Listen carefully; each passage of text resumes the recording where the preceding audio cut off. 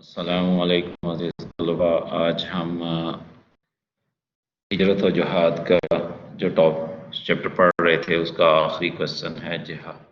जिहाद से क्या मुराद है, जिहाद के फ़ज़ाइल पर नोट लिखें। तो आज हम इंशाल्लाह इस पर बात करेंगे।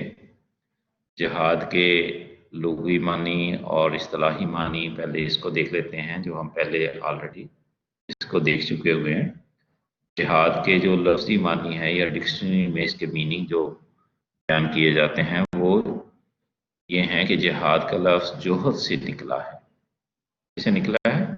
जोहद से, जिसके मानी मेहनत और कोशिश के हैं। और ये जो मेहनत और कोशिश जो है, जोहद जोहद का मानी होता है कि एक तरफा एक शख्स कोशिश कर रहा है और उसके मुखालिफ में कोई नहीं है। जब ये जोहद का लफ्ज़ जो है वो जिहाद में जाता है, मुकाबले मुफ़ाला में जाता है, तो उसमें क्या होता है, ये इसके अंदर ये खसूसियत पैदा हो जाती है कि एक तरफ एक शख्स कोशिश कर रहा है और उसके मुखालिफ में दूसरा कोई कोशिश कर रहा है, उसको उसके मुखालिफ जो वो काम कर रहा है, तो इस काम को जिहाद कहेंगे। इस्तिलाही मानी में इस्लाम में इसका क्या मफहूम है? इस्लाम में जिहाद का मफहूम ये है कि हक की सरबुलंदी, उसकी इशाअत और हिफाजत के लिए हर किस्म की कोशिश, कुर्बानी और ईसार करना, नेज़ अपनी तमाम माली, जिस्मानी और दिमागी क़ुव्वतों को अल्लाह की राह में सर्फ करना और अल्लाह ताला को इस दुनिया का हकीकी हाकिम जानना और उसके मुकाबले में किसी और का हुक्म ना चलने देना। इस्लाम में जिहाद बहुत बड़ी इबादत है। अल्लाह ताला इस बारे में इरशाद फरमाते हैं, वजाहिदू फी सबीलिही लअल्लकुम तुफ्लिहून, और तुम उसके रास्ते में जिदोजहद करो, जिहाद करो, लअल्लकुम तुफ्लिहून, ताकि तुम कामयाब हो जाओ। तो ये जिहाद का जो दीन के हवाले से मफहूम है वो हमारे सामने आ गया कि इंसान जो है वो जो भी कोशिश और कुर्बानी करता है अल्लाह की रज़ा के लिए, अल्लाह के दीन के लिए, अल्लाह की रज़ा हासिल करने के लिए जो भी खैर का काम आगे कर रहा है, उसके लिए जो भी अपनी माली, जिस्मानी और क़ुव्वतों को और ज़हनी सलाहियतों को इस काम में लगा रहा है, तो उसका क्या है कि वो अल्लाह के रास्ते में जिहाद कहलाएगा। एक बात और भी समझ लें कि हमारे यहाँ जब जिहाद का लफ्ज़ बोला जाता तो इससे मुराद ये ले ली जाती है कि जैसे अब काफिरों के खिलाफ जो है वो जंग करने का मामला है। हाँ, ये है कि जिहाद के हमने पहले इकसाम इसकी पढ़ चुके हैं कि जिहाद जो है वो तो तमा वक्ती हर वक्त मौजूद वो हो रहा है, जबकि जो वो अमली तौर पर उसकी काफिरों के साथ अगर कोई लड़ाई का मरहला आ गया है तो वो तो आखिरी चोटी है।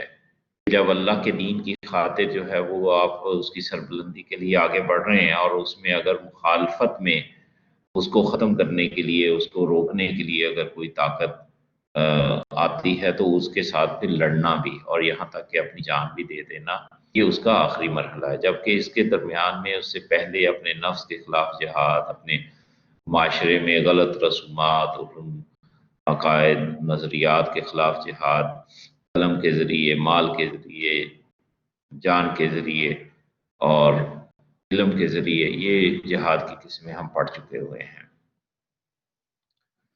तो ये इसके अब देख लेते हैं कुरान मजीद में जिहाद के हवाले से हमें क्या रहनुमाई दी गई है, उसके क्या फ़ज़ाइल बयान किए गए हैं। तो इसको हम इसका आगाज़ करते हैं। तो कुरान मजीद ने जिहाद के बहुत से फ़ज़ाइल बयान फरमाए हैं। कुरान मजीद में जिहाद के बहुत सारे फ़ज़ाइल जो हैं वो बयान हुए हुए हैं। तो उसमें इनमें से चंद एक फ़ज़ाइल जो हैं वो हम इंशाअल्लाह यहाँ पर डिस्कस करेंगे। جہاد کا جو قرآن مجید میں سورہ نساء کی آیت نمبر 95 میں اللہ تعالیٰ اس بارے میں ارشاد فرماتے ہیں کہ فضل اللہ المجاہدین باموالہم وانفسہم علی القائدین درجہ۔ فضل اللہ نے فضیلت دی ہے المجاہدین مجاہدوں کو، جہاد کرنے والوں کو، باموالہم وانفسہم، اس وجہ سے کہ ان کے مالوں اور ان کی جانوں کو کے ساتھ، یعنی کہ اللہ نے جہاد کرنے والوں کو مال اور جان سے جہاد کرنے والوں کو فضیلت دی ہے۔ اس بات کی دی ہے علی القاعدین درجہ، بیٹھ رہنے والوں پر ایک درجہ، یعنی کہ اس کی فضیلت اللہ تعالیٰ نے یہ جو ہے وہ رکھی ہے۔ اب آ جاتے ہیں محبت الہی کا ذریعہ بھی یہ ہے، کیا ہے کہ اللہ تعالیٰ کی محبت حاصل کرنے کا یہ ذریعہ ہے جہاد۔ جہاد کی وجہ سے مجاہدین کو اللہ تعالیٰ کے ہاں اونچا مقام حاصل ہو جاتا ہے اور اللہ تعالیٰ کے محبوب اور پیارے بن جاتے ہیں۔ اسی لیے اللہ تعالیٰ ارشاد فرماتے ہیں ان اللہ یحب الذین یقاتلون فی سبیلہ صفا کأنہم بنیان مرصوص۔ ان اللہ، یہ سورہ صف کی آیت نمبر 4 کا ٹکڑا ہے کہ ان اللہ یحب، بے شک اللہ تعالیٰ محبت کرتا ہے الذین یقاتلون، ان لوگوں سے جو لڑتے ہیں فی سبیلہ، اس کے راستے میں، صفن، صف بستہ ہو کر، انہم بنیان مرصوص، گویا کہ وہ سیسا پلائی ہوئی دیوار ہیں۔ تو یہ اللہ تعالیٰ کے راستے میں منظم انداز سے جہاد کرنا، اور یہ یقاتلون، جیسے میں نے آپ کو پہلے بھی بتایا، جہاد کی جو آخری چوٹی ہے وہ لڑائی کا مرحلہ ہے۔ باطل کبھی بھی نہیں چاہے گا کہ اللہ کا دین جو ہے وہ آسانی کے ساتھ جو ہے وہ نافذ اور قائم ہو جائے۔ وہ اس کے لیے رکاوٹیں کھڑی کرے گا، اور رکاوٹیں کھڑے کرنے کے نتیجے میں اہل ایمان کو پھر یہ بات کہی گئی ہے کہ پھر وہ ان کے ساتھ منظم طریقے سے ان کے ساتھ جد و جہد کرے، اور اگر لڑنے کا مرحلہ آ جاتا ہے، لڑائی کا مرحلہ آ جاتا ہے، تو اس میں پھر ایسا نہیں ہے کہ ڈھیلے ڈھالے انداز سے ان کے ساتھ لڑا جائے، نہیں، پورے بنیان مرصوص، ایسے جیسے سیسا پلائی ہوئی دیوار کی طرح اہل ایمان اس کافروں کے خلاف جو ہے وہ نبرد آزما ہو جاتے ہیں۔ تو یہ محبت الہی حاصل کرنے کا ذریعہ ہے۔ اب آ جاتے ہیں تیسرا پوائنٹ، ہم دیکھتے ہیں کہ عظیم مرتبے کی بشارت۔ قرآن مجید میں اللہ تعالیٰ نے مجاہدین کو عظیم مرتبے کی بشارت دیتے ہوئے فرمایا ہے کہ الذین آمنوا وہاجروا، وہ لوگ جو ایمان لائے اور انہوں نے ہجرت کی، وجاہدوا فی سبیل اللہ باموالہم وانفسہم، اور انہوں نے اپنے مالوں اور اپنی جانوں کے ساتھ جہاد کیا، اعظم درجۃ عند اللہ، اللہ کے ہاں ان کا بہت بڑا درجہ ہے، اولئک هم الفائزون، اور وہ ہی کامیاب ہونے والے ہیں، اور یہی لوگ کامیاب ہونے والے ہیں۔ یہ دیکھیں کہ اللہ تعالیٰ کے ہاں درجہ، اور آپ کو اس لحاظ سے پتہ ہونا چاہیے کہ قیامت کے جنت کے جو درجات ہیں وہ کیسے ہیں، کہ نبی صلی اللہ علیہ وسلم نے ایک درجے کے جنتی کو اپنے سے اوپر والے جو درجے کے جنتی کو دیکھے گا، وہ ایسے ہے جیسے ہم ستاروں کو ہیں۔ تو یہ درجہ جو ہے وہ اللہ کے ہاں ہے۔ تو ان درجات کو حاصل کرنے کے لیے اللہ تعالیٰ فرما رہے ہیں کہ جو ایمان لائے اور انہوں نے اللہ کے راستے میں ہجرت کی اور جہاد کیا اپنے مالوں اور اپنی جانوں کے ساتھ۔ یہاں پر ایک اور نقطہ بھی جو ہے وہ پیش نظر رہنا چاہیے کہ قرآن مجید جہاں بیان فرماتا ہے کہ وہ اپنے مال اور اپنی جانیں جو ہیں اس راستے میں، اللہ کے راستے میں خرچ کرتے ہیں۔ عام طور پر پہلے مال کا تذکرہ آیا ہے، پھر جان کا تذکرہ ہے۔ اس کی کیا وجہ ہے؟ اصل میں انسان کی جہاں پر مال خرچ ہو رہا ہوگا وہیں پر اس کا دل ہوگا۔ اگر وہ مال جو ہے وہ نیک کاموں میں خرچ ہو رہا ہے، اللہ کے راستے میں خرچ ہو رہا ہے، اللہ کے دین کی سربلندی، اس کی اشاعت کے لیے خرچ ہو رہا ہے، اور پھر اس کے ساتھ اپنی جان کو بھی کھپا رہا ہے، تو اس کا مطلب ہے کہ اس کا دل بھی پھر ادھر لگے گا۔ لیکن اگر کہے کہ انسان اپنی جان تو کسی درجے میں کھپا رہا ہے لیکن مال جو ہے وہ دنیا کے معاملات میں ہی خرچ کر رہا ہے، اسی کے لیے جو ہے وہ اس کے استعمال ہے، تو پھر اس کا مطلب ہے کہیں گڑبڑ ہے۔ تو یہ جو اللہ نے ترتیب بیان کی ہے یہ بڑی اس لحاظ سے حکمت والی ہے کہ اس میں انسان اپنا جائزہ لے سکتا ہے کہ میرا مال بھی اللہ کے راستے میں خرچ ہو۔ اسی لیے اللہ تعالیٰ نے قرآن مجید میں جہاں مال اور جان دونوں کا تذکرہ ہے تو پہلے مال کا تذکرہ کیا ہے کہ مال جہاں پر انسان کا لگ رہا ہو وہیں اس کا دل ہوگا۔ تو اگر اہل ایمان کا معاملہ تو یہ بھی ہوتا ہے نا کہ وہ انہیں پتہ ہے کہ یہ مال جو ہے یہ میں اگر ایسے بینک میں جمع کروا دوں کہ جہاں مجھے 10 گنا نہیں، اللہ تعالیٰ تو اسے 700 گنا اور اس سے بھی بڑھا کر کہتا ہے کہ میں دیتا ہوں۔ اور پھر یہ ہے کہ انسان کا وہ بینک بیلنس جو کہ آنکھ بند ہونے کے بعد جو ہے انسان کے لیے وہ کارگر اور فائدہ مند ہوگا، اگر وہاں پر ہم نے اسے جمع کروایا ہوگا تو وہ ہمارے لیے آخرت کی جو منازل ہیں، آخرت کی جو نہ ختم ہونے والی زندگی ہے، اس کے لیے جو ہے وہ ہمارے لیے بہت فائدہ مند ہوگا۔ تو بہرحال یہ عظیم مرتبے کی بشارت جو ہے اللہ تعالیٰ نے یہاں دی ہے کہ جو اللہ کے راستے میں اپنے مال اور اپنی جانوں سے جہاد کر رہے ہیں، وہ ان کو اعلیٰ ترین درجہ اعظم درجہ یعنی کہ بہت بڑا درجہ جو ہے۔ اور یہ اگلی بات بھی یہ نوٹ کریں، اولئک هم الفائزون، اولئک فائزون وہ کامیاب ہونے والے ہیں۔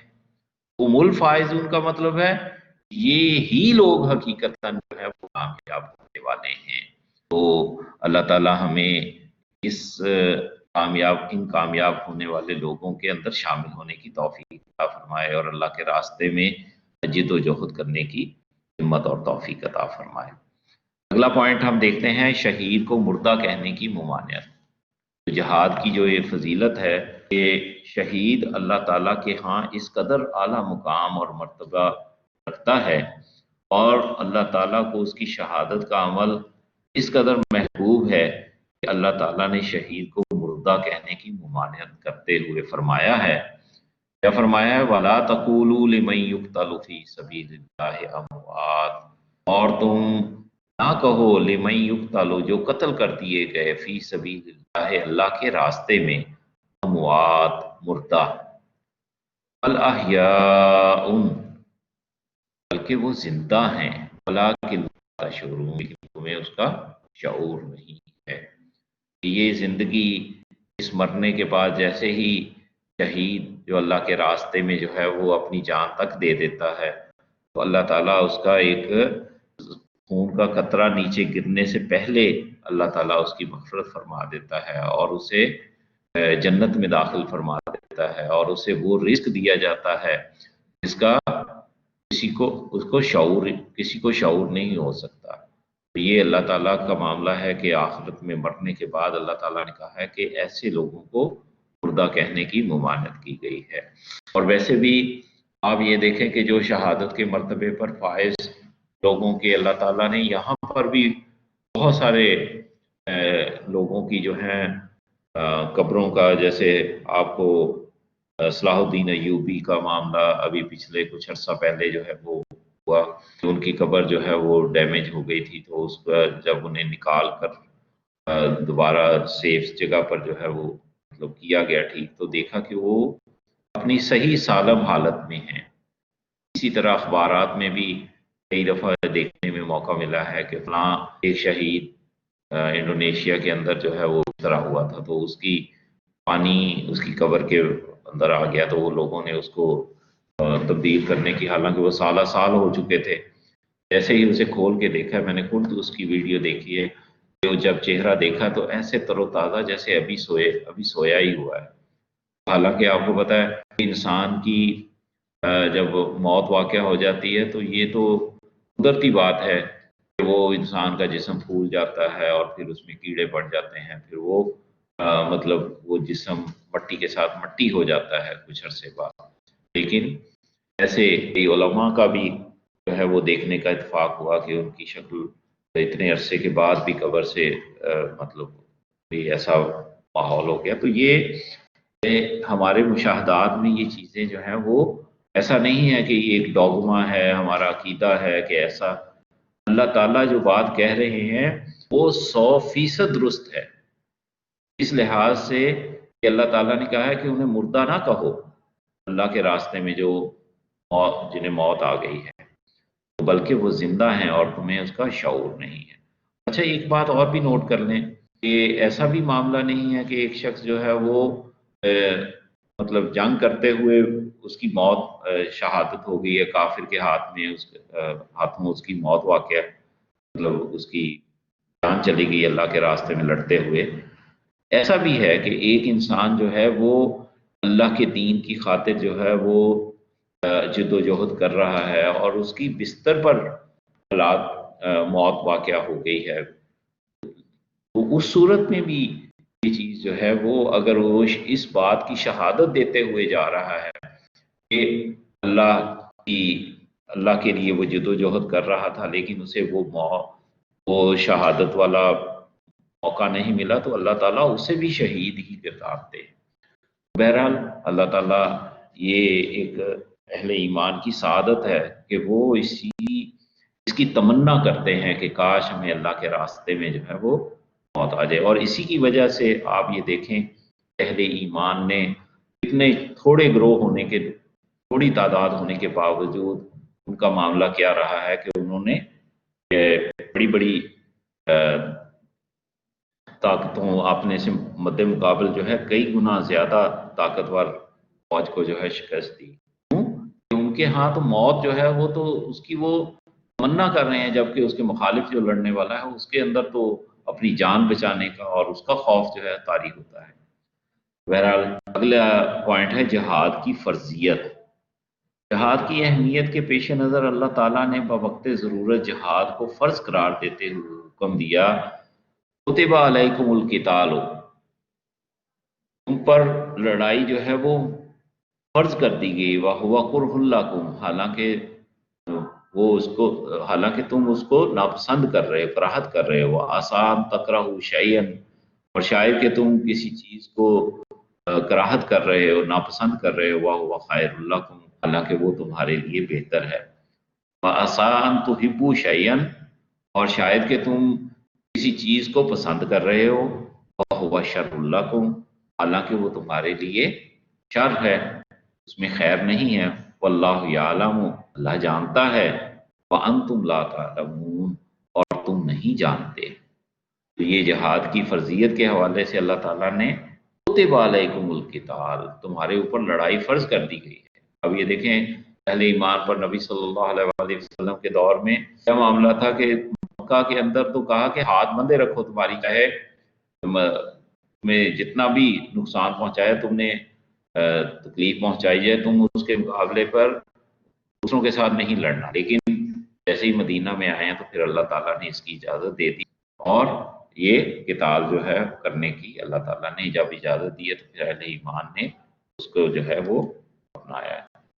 اس میں سے بھی بعض لوگ ایسے تھے کہ جو اس چیز سے جو ہے کراہت کرتے تھے، اسی حوالے سے پھر یہ آیات جو ہے اللہ تعالیٰ نے نازل کی کہ ایک چیز کو تم ناپسند کرتے ہو وہ تمہارے لیے بہتر ہے، اور کسی چیز کو تم پسند کر رہے ہو، اور آسانی ہوتی ہے نا کہ انسان آسانی کو زیادہ پسند کرتا ہے مشکل میں۔ اللہ تعالیٰ فرما رہے ہیں کہ ہو سکتا ہے یہ جو آسانی تم اپنے لیے تلاش کر رہے ہو یہ تمہارے لیے بہتر نہ ہو۔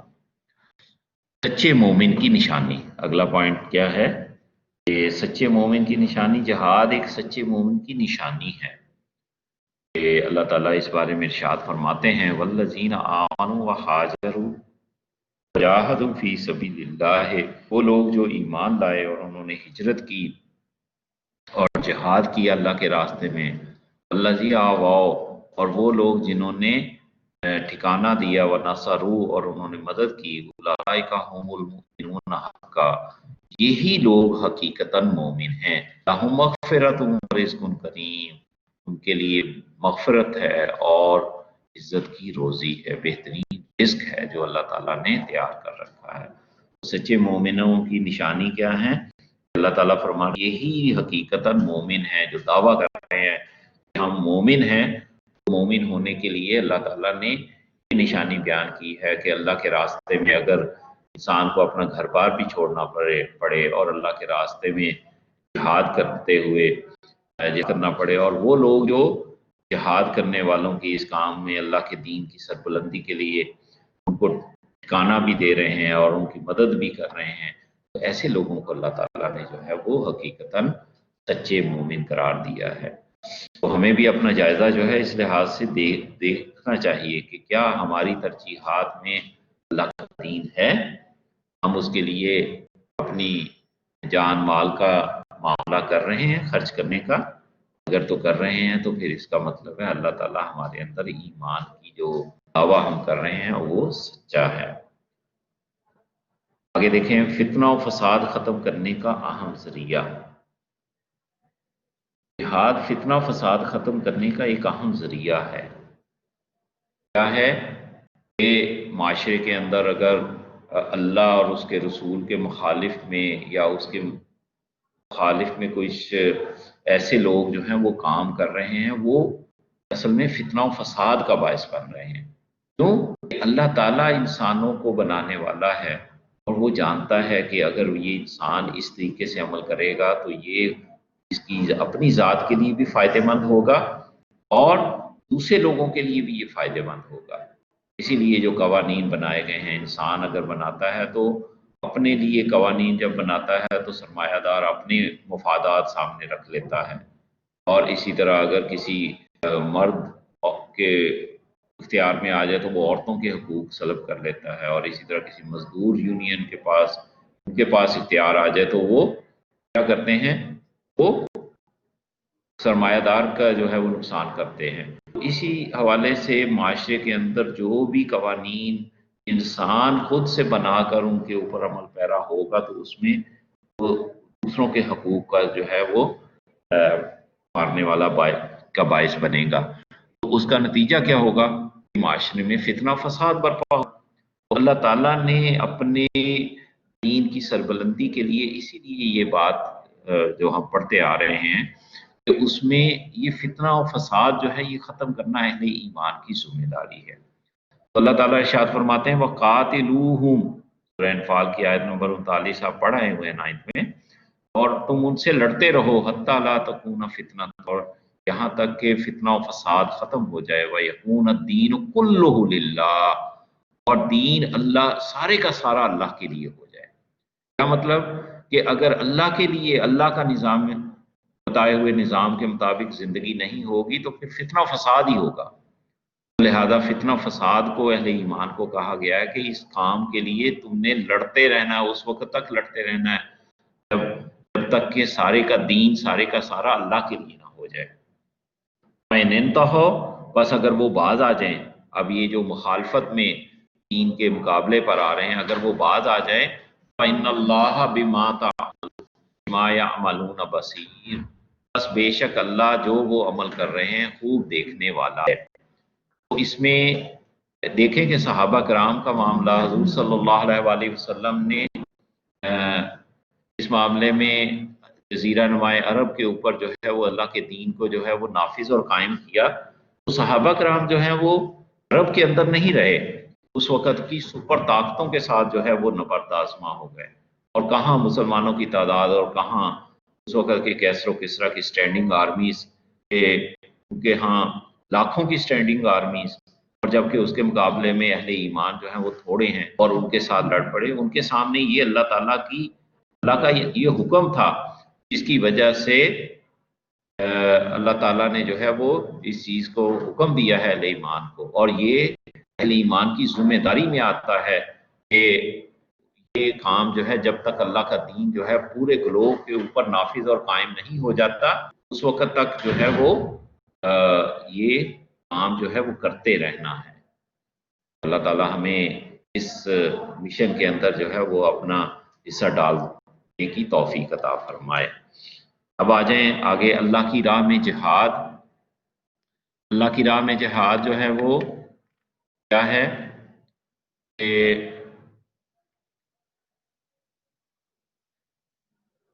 اللہ تعالیٰ قرآن مجید میں سورہ حج کے اندر جو ہے یہ بات بیان کرتے ہیں کہ وَجَاهِدُوا فِي اللَّهِ حَقَّ جِهَادِهِ، اور اس کے راستے میں جہاد کرو جیسا کہ جہاد کرنے کا حق ہے۔ یہ جد و جہد یہ ہماری زندگی کے اندر 24 گھنٹے کی زندگی کے اندر جو ہے وہ جد و جہد ہونی چاہیے۔ جہاں اللہ کا حکم ہے اس کام کے لیے جو ہے وہ ہم ڈٹ جائیں، اور جس کام سے اللہ نے روکا ہے اس سے رک جائیں، اور دوسروں کو بھی اس طرف جو ہے وہ پیش قدمی کرنے کے لیے آمادہ کریں۔ اس کے لیے جو لیولز ہیں کہ ہاتھ سے روک سکتے ہیں تو ہاتھ سے روکیں، زبان سے منع کر سکتے ہیں تو زبان سے منع کریں، اور زبان سے بھی نہیں منع کر سکتے تو کیا ہے دل میں اسے برا جانے۔ تو یہ اہل ایمان کا جو ہے وہ جد و جہد کرنے کے حوالے سے جو موقع میسر ہے اس کے حوالے سے اپنے ایفرٹ جو ہے وہ لگانے کی کوشش کریں۔ اب آ جائیں اللہ کی خاطر لڑنے کا اللہ نے حکم دیا ہے، وَقَاتِلُوا فِي سَبِيلِ اللَّهِ الَّذِينَ يُقَاتِلُونَكُمْ وَلَا تَعْتَدُوا، اور تم اللہ کے راستے میں لڑو، الذین یقاتلونکم، وہ جو تم سے لڑتے ہیں، ولا تعتدوا، اور تم زیادتی نہ کرو، ان اللہ لا یحب المعتدین، بے شک اللہ تعالیٰ حد سے بڑھنے والوں کو پسند نہیں کرتا یا زیادتی کرنے والوں کو پسند نہیں کرتا۔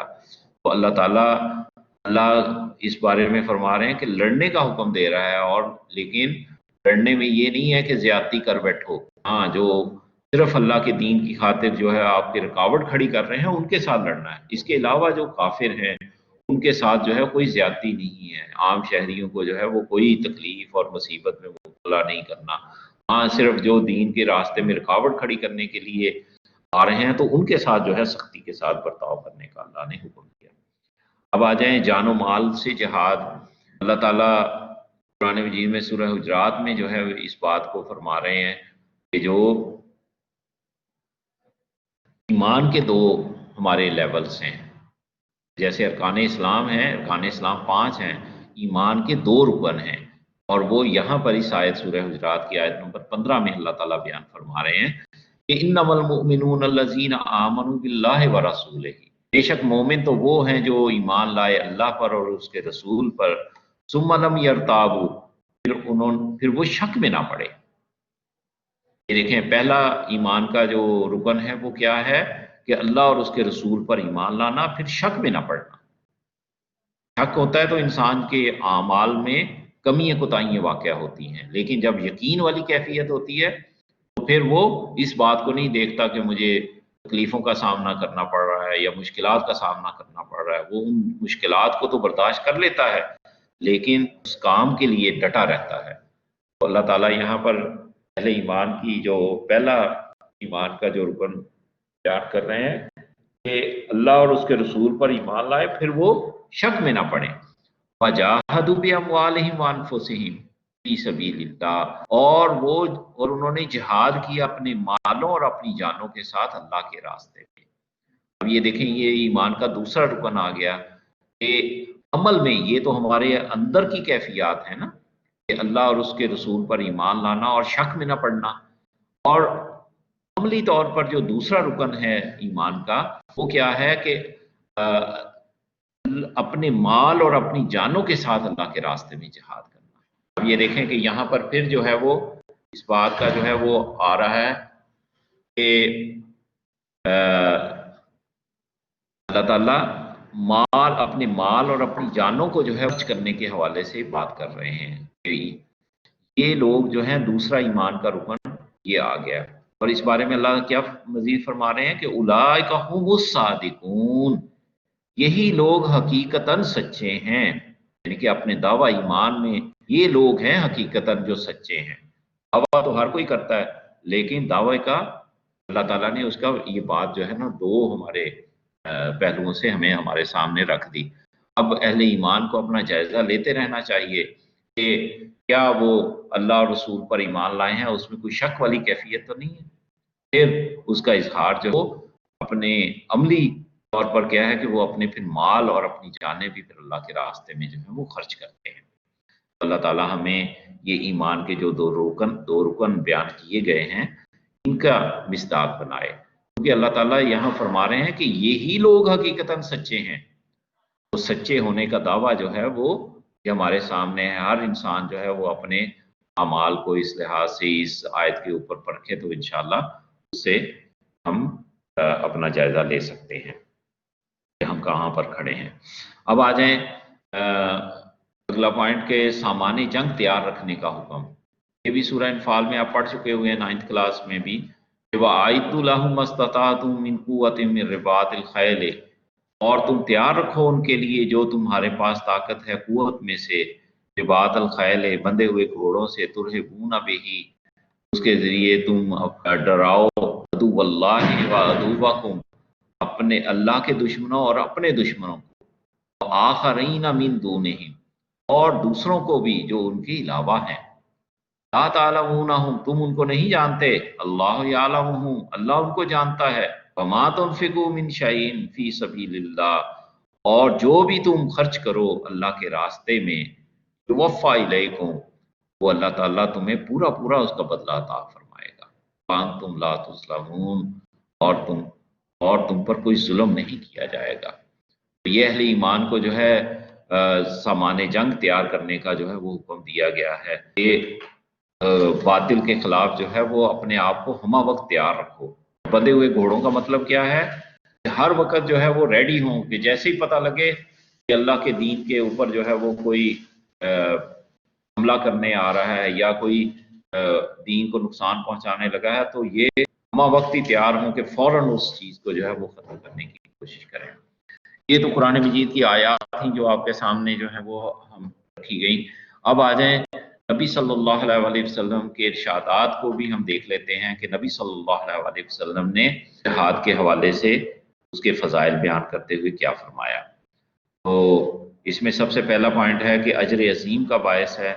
تو مجاہد فی سبیل اللہ کی حضور صلی اللہ علیہ وسلم نے کیا فرمایا، مجاہد فی سبیل اللہ کی مثال ایسی ہے کہ جیسے دن بھر کا روزہ رکھنے والا اور تہجد اور تلاوت قرآن میں مشغول رہنے والا، یعنی اللہ کے راستے میں جو جدوجہد کر رہا ہے اس کا معاملہ ایسا ہے کہ جیسے اس نے سارا دن روزہ رکھا اور ساری رات عبادت کر رہا ہے اور تلاوت قرآن میں مشغول ہے، اور جو اس مجاہد کا معاملہ جو ہے نا وہ ایسا ہی ہے کہ اللہ کے راستے میں اگر وہ جدوجہد کرتے ہوئے اس کام میں آگے بڑھ رہا ہے۔ تو آگے کیا ہے، دعاؤں کی قبولیت کا یقین۔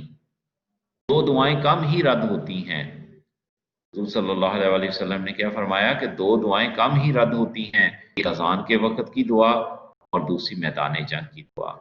جب اہل ایمان جو ہے اللہ کے راستے میں لڑنے کے لیے میدان جنگ میں ہوتے ہیں تو پھر اللہ تعالیٰ سے جو دعا مانگتے ہیں اللہ تعالیٰ اسے قبول فرماتے ہیں۔ اسی لیے صحابہ کرام کے جو نقشہ جو ہے وہ کھینچا گیا، کیا کھینچا گیا کہ جب جاسوس آئے تھے رستم کے، وہ جب جاسوسی کر کے گئے کہ کیسے لوگ ہیں یہ، دن کے تو شاہ سوار ہیں اور راتوں کو مسلوں پر کھڑے ہو کر اللہ کے ہاں دعائیں کر رہے ہیں، گڑ گڑا رہے ہیں۔ کیا گڑ گڑا کر مانگ رہے ہیں کہ اللہ ہمیں کافروں کے اوپر جو ہے وہ غلبہ عطا فرما، ہماری مدد فرما۔ اللہ کے دین کی خاطر جو ہے وہ دعائیں مانگ رہے ہیں تو اللہ تعالیٰ ان کے پھر کم تعداد میں ہی بڑی بڑی تعداد کے فوجوں کو جو ہے وہ شکست دی۔ تیسرا پوائنٹ جو ہے وہ شہادت کی لذت۔ تو جنت میں داخل ہونے کے بعد کوئی شخص اس خیال سے واپس آنے کو پسند نہ کرے گا کہ زمین میں جو کچھ ہے اس کو مل جائے، اگر شہید اس کی آرزو کرے گا وہ دنیا میں واپس جائے اور 10 مرتبہ مارا جائے، اس لیے کہ شہادت میں جو لذت ہے وہ کسی اور قسم کی موت میں نہیں۔ یہ جنت میں جانے کے بعد کوئی شخص جو ہے وہاں سے نکلنے کے لیے حسرت نہیں کرے گا سوائے اس کے جس نے اس دنیا میں اللہ کے لیے اپنی جان دی ہوگی۔ وہ کہے گا کہ اے اللہ میری بڑی شدید خواہش ہے کہ میں دوبارہ دنیا میں جاؤں اور اس میں تیرے راستے میں لڑتے ہوئے دوبارہ وہ لذت حاصل کروں جو مجھے ملی تھی۔ اللہ وہ مجھے عطا فرما، لیکن اللہ تعالیٰ نے یہ لکھ دیا ہے کہ اب واپسی نہیں ہے دنیا میں۔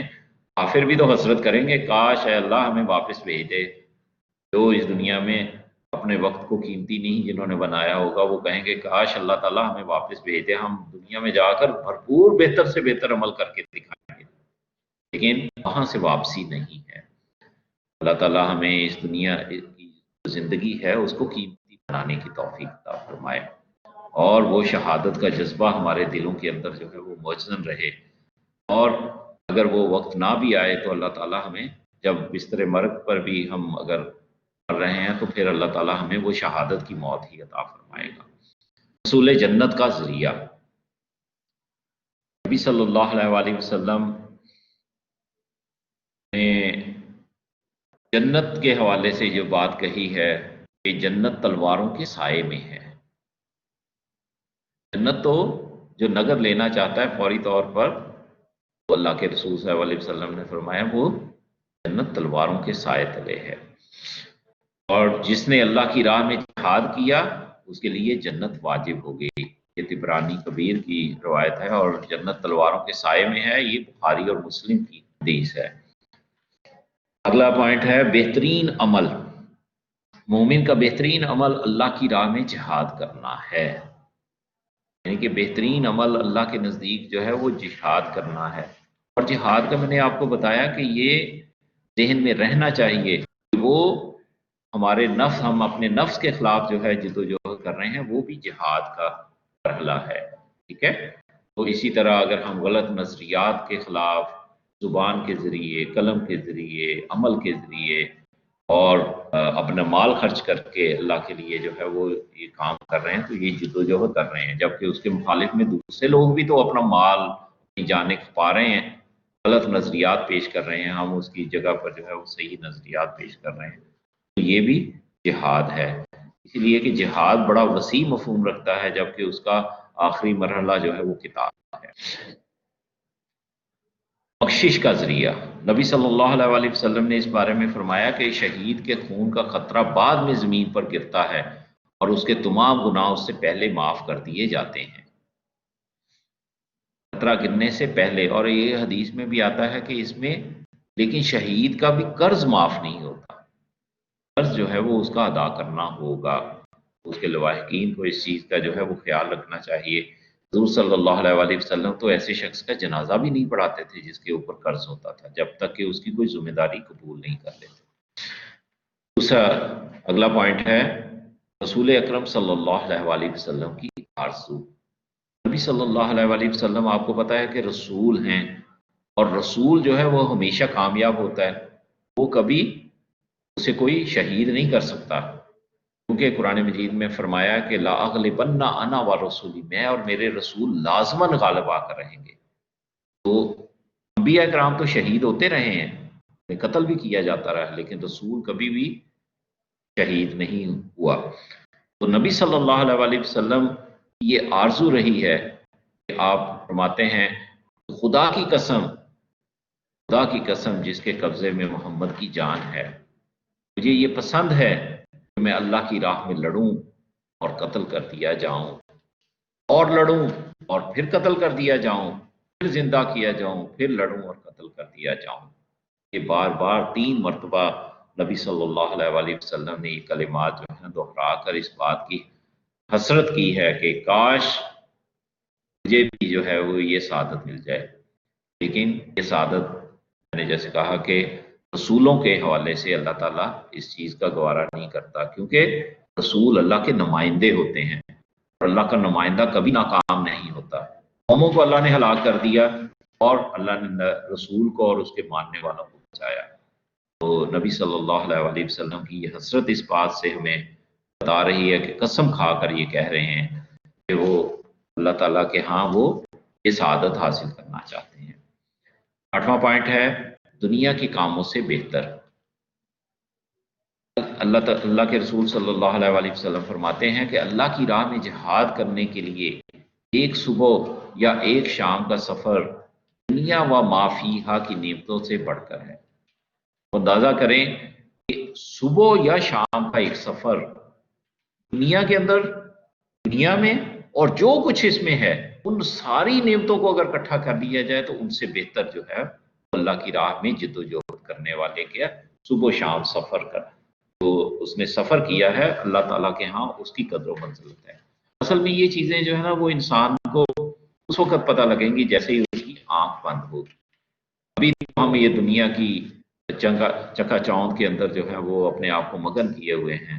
اللہ تعالیٰ ہمیں یہ فہم اور ادراک حاصل کر فرمائے کہ ہم بھی اللہ کے راستے میں جد و جہد کرنے والے ہوں، ہم بھی لوگوں کے مسائل کو حل کرنے والے ہوں، اللہ کے دین کی اشاعت اس کے لیے دوسرے لوگوں تک پہنچانے والے ہوں، اور اس کو عملی طور پر نافذ اور قائم کرنے کی جد و جہد میں ہم بھی اپنا حصہ ڈالیں۔ کیوں کہ اللہ کا دین تو اس دنیا پر غالب ہونا ہے اور قیامت سے پہلے ہونا ہے، اور وہ وقت آیا جاتا ہے، تو ہم بھی اپنا وقت جو ہے اس حوالے سے اپنا حصہ ڈال کر اس میں ہو سکتا ہے کہ ہم وہ دین کا غلبہ جو کرنے والے ہیں ہمارا بھی اس میں حصہ ڈلا ہو، تو ہمیں بھی اللہ تعالیٰ وہ ان انعامات سے جو ہے وہ نوازیں۔ اللہ تعالیٰ ہمیں اس کی توفیق عطا فرمائے۔ 9 پوائنٹ اللہ تعالیٰ ہے کہ اعلیٰ مقام، اس بارے میں نبی صلی اللہ علیہ وسلم نے کیا فرمایا؟ اصل چیز اسلام ہے، اور اسلام کا عمود جس پر اس کی عمارت قائم ہے وہ نماز ہے، اور اس کا اعلیٰ مقام جہاد ہے۔ اسلام کا عمود کیا ہے؟ اصل چیز کیا ہے؟ اسلام، فرما برداری، 24 گھنٹے کی زندگی میں اللہ اور اس کے رسول کی فرما برداری، یہ اسلام ہے۔ جیسے قرآن مجید میں اللہ نے فرمایا کہ یا ایھا الذین آمنوا ادخلوا فی السلم کافہ، اے ایمان والو اسلام میں فرما برداری میں پورے کے پورے داخل ہو جاؤ۔ لا تتبعوا خطوات الشیطان، اور شیطان کے نقش قدم پر نہ چلو۔ تو یہاں پر اسلام اور اسلام کا عمود جس پر اس کی عمارت قائم ہے وہ نماز ہے۔ آج دیکھیں کہ یہ حالانکہ ارکان اسلام سارے ستون ہیں، لیکن نماز کو جو ہے وہ علیحدہ سے جو ہے وہ ستون قرار دیا گیا ہے، کیونکہ باقی ستون جو ہیں وہ تو ان کا وقت جو ہے وہ سال زندگی میں ایک مرتبہ آتا ہے، سال میں ایک مرتبہ آتا ہے، یا وہ موقع ہی نہیں آتا کیونکہ وہ انسان اس کے دائرے کے اندر ہی نہیں آتا۔ جیسے زکوٰۃ نہیں دے سکتا ایک انسان، تو اس کے پاس مال ہی نہیں ہے تو وہ زکوٰۃ نہیں دے گا۔ حج کرنے کی استطاعت نہیں ہے تو حج نہیں کر سکا، یا وہ حج تو ایک زندگی میں ایک دفعہ کرنا تھا۔ تو کہنے کا مقصد ہے کہ نماز کو اللہ کے رسول صلی اللہ علیہ وسلم نے کیا فرمایا؟ جس پر اس کی عمارت قائم ہے وہ نماز ہے، اور اسی لیے کہا گیا نا کہ وہ جس نے اس کو قائم کیا اس نے دین کو قائم کیا، اور جس نے اس کو ڈھایا ضائع کیا اس نے دین کو ڈھا دیا۔ تو یہاں پر اور کیا اللہ کے رسول فرما رہے ہیں؟ اور اس کا اعلیٰ مقام جہاد ہے، یعنی کہ جہاد جو ہے وہ ان ساری چیزوں کا اعلیٰ چوٹی ہے۔ آگے دیکھیں، جہاد نہ کرنے والے کا انجام، جس نے جہاد نہ کیا اور مر گیا، اور اس کا موقع آیا تھا مگر اس نے جہاد کی تیاری نہ کی اور مر گیا، اس کے پاس تیاری کے وسائل تھے مگر اس نے جہاد کی آرزو اور تمنا بھی دل میں نہ رکھی اور وہ مر گیا، جو سمجھو وہ جاہلیت کی موت مرا۔ یہ کون فرما رہے ہیں؟ یہ نبی صلی اللہ علیہ وسلم فرما رہے ہیں۔ تو ہمیں نبی صلی اللہ علیہ وسلم کی ان ارشادات کی روشنی میں اپنی زندگی کا لاہے عمل طے کرنا چاہیے، اور سوچ بچار کر کے ہمیں اپنا زندگی کے شب و روز جو ہے وہ گزارنے چاہیے۔ ورنہ انسان تو جانور کی طرح ہی ہے، جیسے جانور اپنے بچوں کو پالتے ہیں اور سہولتیں حاصل کرتے ہیں، ہم بھی اسی چکر میں اپنے اوقات کار کو جو ہے وہ صرف کر کے بڑھاپے کی عمر کو جو پہنچ کے اپنی زندگی پوری کر کے اس دنیا سے رخصت ہو جائیں۔ یہ مقصد نہیں ہے، مقصد تو یہ ہے جو اعلیٰ اور عرفہ ہے کہ اللہ کی رضا کے لیے جو ہے وہ سارے کام کرنا اور اس کے لیے جد و جہد کرنا۔ ہاں بھی بچوں اور دیگر ان کی بھی ذمہ داریوں کا وہ بھی اجر و ثواب کا باعث ہے، ان کے لیے جو بھی کام کرنا ہے، اور لیکن اس کے ساتھ ساتھ ہمیں اپنی زندگی کا جو ہے وہ ایک حصہ جو ہے وہ اس لحاظ سے اس طرف بھی صرف کرنا ہے تاکہ ہم اس جاہلیت کی موت مرنے سے بچ جائیں۔ ورنہ تو آنکھ بند ہوگی تو اس وقت انسان کو پتہ چل ہی جائے گا۔ اللہ تعالیٰ ہمیں توفیق عطا فرمائے۔ آگے اگلا پوائنٹ ہے راہ خدا میں زخمی ہونا۔ نبی صلی اللہ علیہ وسلم نے اس بارے میں ارشاد فرمایا، جو شخص اللہ کی راہ میں زخمی ہو جائے اور اللہ تعالیٰ ہی جانتا ہے کہ کون اس کی راہ میں زخمی ہوا، تو وہ قیامت کے روز اس حال میں آئے گا کہ اس کے زخم سے خون بہ رہا ہوگا، وہ دیکھنے میں تو خون ہوگا مگر خوشبو اس کی مشک جیسی ہوگی۔ تو یہ دیکھیں کہ اللہ تعالیٰ اپنے بندوں کی اپنی راہ میں جو ایک زخم لگنے پر بھی اللہ تعالیٰ اس کی قدر و منزلت وہ کیا کریں گے کہ لوگ اس وقت رش کر رہے ہوں گے کہ یہ کون لوگ ہیں جو اپنی زندگیوں کے اندر جو ہیں وہ ہم سے کتنے آگے بڑھ گئے۔ اللہ تعالیٰ ہمیں بھی اس کی ایک جھلک جو ہے وہ ہمارے اندر بھی پیدا فرما دے۔ اللہ کے رسول صلی اللہ علیہ وسلم اس بارے میں کیا ہے، آگے مزید فرما رہے ہیں کہ راہ خدا میں پہرا دینا۔ نبی صلی اللہ علیہ وسلم فرماتے ہیں کہ دو آنکھوں کو آگ نہیں چھوئے گی، ایک وہ آنکھ جو اللہ کے خوف سے روئے اور دوسری وہ جو اللہ تعالیٰ کی راہ میں پہرا دیتے ہوئے رات گزارے۔ یہ وہ پوائنٹس تھے جو نبی صلی اللہ علیہ وسلم کے ارشادات تھے۔ پہلے ہم نے قرآن مجید کی آیات کی روشنی میں ان چیزوں کو دیکھا، اب نبی صلی اللہ علیہ وسلم کی ارشاد کی روشنی میں جہاد کے فضائل کو ہم نے دیکھا۔ تو اللہ تعالیٰ ہمیں ان چیزوں کو پر غور و فکر کرنے کی اور توفیق عطا فرمائے اور اس کے مطابق اپنی زندگی کا لاہ عمل بنانے کی توفیق عطا فرمائے۔ زندگی تو گزر ہی جانی ہے، لیکن اگر با مقصد زندگی گزر جائے گی تو یہ دنیا میں بھی آسانی اور چین ہوگا، ملے گا، اور آخرت کی ہمیشہ ہمیشہ کی زندگی انشاءاللہ کامیابی والی زندگی ہو جائے گی۔ اللہ تعالیٰ ہمیں اس کی توفیق عطا فرمائے۔ اب آ جائیں کچھ یہ میں سلائیڈز آپ کے سامنے پیش کر رہا ہوں کہ جو انگلش میڈیم اسٹوڈنٹس ہیں وہ اس چیز کو دیکھ لیں کہ excellence of jihad according to Quran and Hadith. Definition کیا ہے؟ Literal meaning word jihad is taken from juhd and its meaning are struggle and to work hard. یہ ہم پڑھ چکے ہیں کہ جوہد کوشش کرنا، اور اس کی ڈیفینیشن جو ہے وہ اسلام کے لحاظ سے کیا ہے؟ For loftiness of the truth, its issuance and security to do every struggle. Sacrifice you all financial, physical and moral energies in the way of Allah. Even give one's life while facing in battlefield is called jihad. تو یہ اس کی definition Islamic perspective میں ہو گئی۔ اب آ جاتے ہیں excellence of jihad according to قرآن۔ قرآن مجید کے حوالے سے آپ اسے دیکھ لیجئے گا، کچھ چند آیات کا میں وہی ٹرانسلیشن کر دیتا ہوں جو آلریڈی آپ اردو میں دیکھ چکے ہیں کہ ان اللہ یحب الذین یقاتلون فی سبیلہ صفا کانہم بنیان مرصوص۔ Surely Allah loves those who fight in His way in rank as if they were a firm and compact wall۔ یہ سیسا پلائی ہوئی دیوار جو ہم نے پڑھا تھا اس کے مطابق اللہ کے راستے میں جہاد کرتے ہیں۔ اسی طرح مجاہدین اینڈ پرومس آف پیراڈائز، ان اللہ اشترى من المؤمنین انفسهم باموالهم بان لهم الجنہ یقاتلون فی سبیل اللہ۔ So Allah hath bought from the believers their lives and their wealth, because the garden will be there, they shall fight in the way of Allah۔ یعنی کہ اللہ تعالیٰ نے تو اہل ایمان کے مال اور ان کی جانیں اور مال جو ہیں وہ جنت کے بدلے میں خرید لیا ہے۔ یہ سودا اللہ سے ہم نے کر لیا ہوا ہے۔ تو اللہ تعالیٰ وہ پھر اللہ کے راستے میں اس معاملے میں لڑتے بھی ہیں۔ ہائیسٹ رینک، اس بارے میں اللہ تعالیٰ will bestow them with their wealth and life.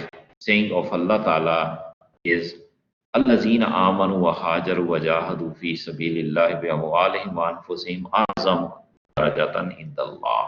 Those who believe and had left their homes and striven with their wealth and their lives in Allah's are of much greater worth in Allah's sight۔ Allah Akbar. superiority of مجاہدین، فضل اللہ المجاہدین باموالہم وانفسہم علی القاعدین درجہ۔ Allah hath conferred on those who strive with their wealth and lives rank above the sedentary. Next point ہے اللہ is with the مجاہدین والذین جاہدوا فینا لنہدینہم سبلنا وَإِنَّ اللَّهَ لَمَعَ الْمُحْسِنِينَ. As for those who strive for us, یعنی کہ جو ہمارے راستے میں کوشش کرتے ہیں, we surely guide them to our paths. ہم انہیں اپنے راستے کی طرف جو ہے وہ رہنمائی دے دیتے ہیں. تو اللہ is with the good.